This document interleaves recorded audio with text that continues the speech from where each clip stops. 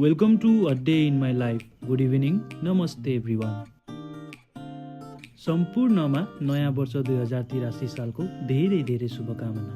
हजुरहरूको यो साल एकदम राम्रो जाओस्। आज सबै कामबाट छुट्टी पनि मिलेको अनि दिनभरि घरमा बस्न पाउने मौका पनि थियो। म त आनन्दले घरमा नै बसेर अलिअलि काम गर्दै बस्छु भनेर सोचिरहेको थिएँ, तर ज्याङ्गोले मलाई कल गर्यो। त्यो त अघि नै अफिस पुगेछ। त्यसै पनि आखिरमा कतै जाने प्लान पनि थिएन। सो घरमा बसेर काम गर्नु र अफिसमा बसेर काम गर्नु उस्तै हो भनेर म पनि बाइकमा मस्त हावा खाँदै आइपुगेँ अफिस। जे होस्, ठिक गरेछु अफिस आएर।